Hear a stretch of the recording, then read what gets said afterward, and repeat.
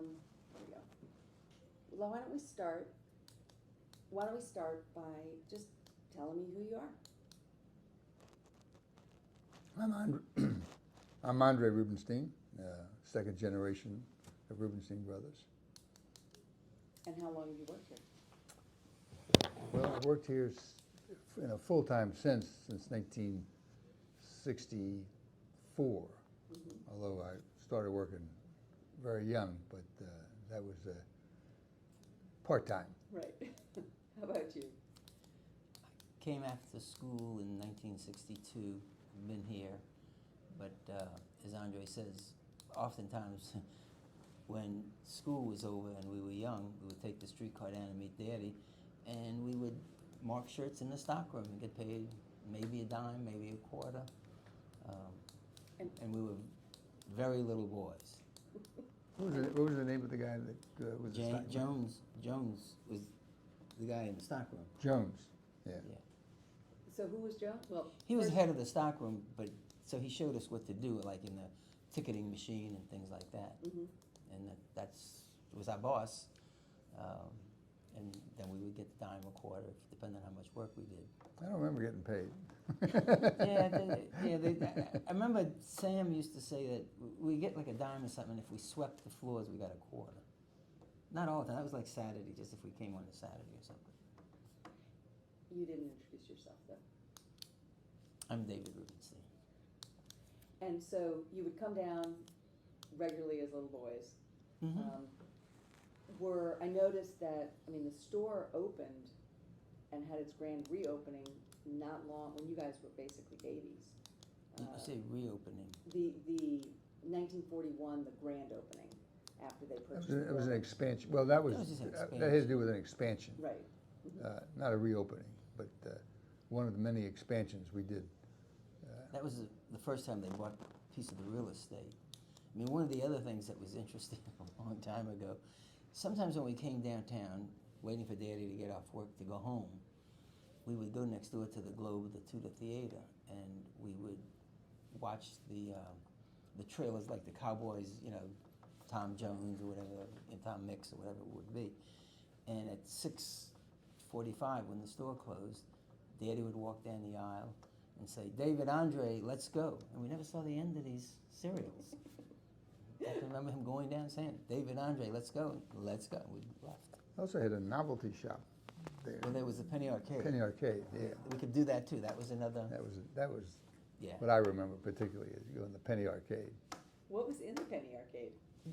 All these games of the era. Pinball machines and bowling things, just like you have games today with kids, shoot baskets. Yeah. But it was just a big arcade down on the side. Is that how you spent your 10 cents? Mm-hmm. So when you came down to the store, did you, like on a Saturday when you weren't coming after school, did you need to wear a coat and tie? No, Didn't have any. no, We had to wear a nice shirt. We had to be dressed Had to look nicely. nice, Yeah, yeah. we didn't wear jeans. We just had to be dressed nicely. How old were you when you were riding the streetcar and whatnot? Well, you have to understand that our mother died, and so there was really no place for us to go. We'd stay after school, but then Andre and I would get on the streetcar, which stopped right in front of the Jewish Community Center, and then it would come down here, and then Daddy would take us home. So it was many years. Yeah. I don't know exactly, but we were very young.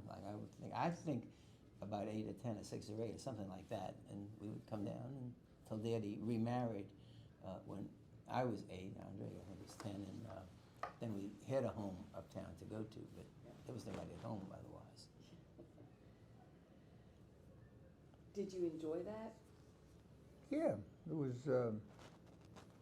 like you get a little money and there was something to do, and we didn't have a lot of other things that demanded our time particularly. We were a little limited in going to movies and things like that, although we did that sometimes as well. But yeah, it was We didn't know anything else. Did you, even at that time, you're little, you're coming to the store, did you have the sense that the hope was that you all would work there in the future, or was it simply, this is what Daddy's doing right now? I think there was always the idea that that was a possibility. Mhm. You know, and a hope probably to some extent from my dad, but Was that communicated to you? Well, it was in a funny kind of a way. I mean, Daddy talked about we have a good life, and he said, you know, the store pays for it. I mean, you know, it wasn't the Depression time, but you know, it was the war.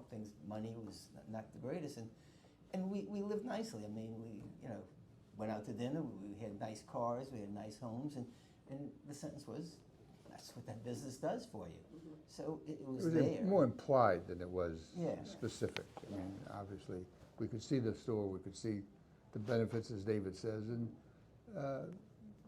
then, you know, so it was just, we knew what was there. Well, one of the main things I think that made us want to come here was it was a great place to watch Mardi Gras. No, I'm just kidding. But we came. Graham loved Mardi Gras. She would make a little roast, put it in the office. We'd come down, make sandwiches. We were here at every Mardi Gras. Oh, that's great. So yeah, That's it great. became part of the life. I'm going to pause for just a second to move your mic because I can see here. You learned well from Poppy, so you're an arm folder, which is good, but. I do the same thing. What did you do with them? I know, exactly. Sorry to get back. I like that story. We liked coming down from Mardi Gras too. Yeah. So, you know, it is a family business.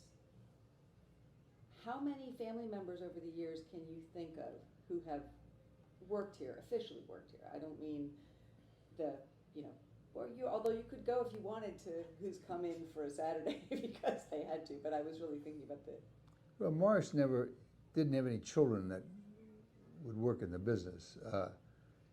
He had a son-in-law that came to work for the business, and that was his only right. family that was involved in the business. With Dad,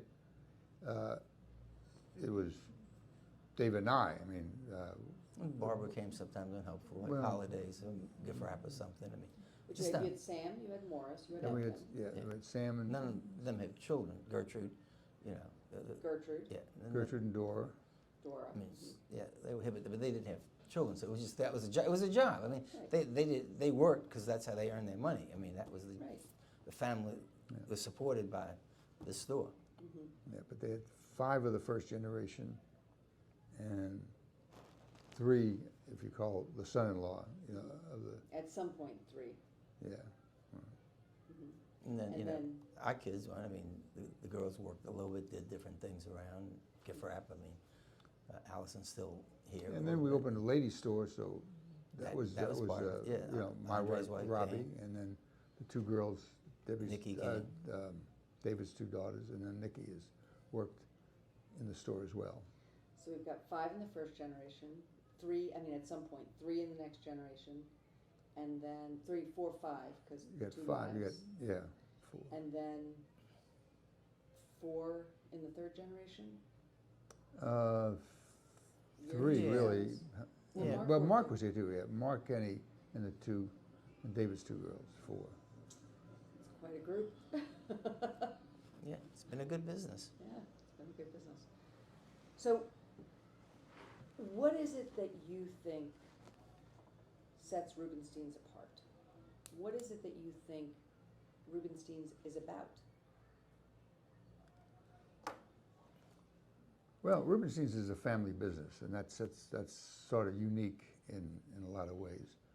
I think, you know, it's always been a quality store.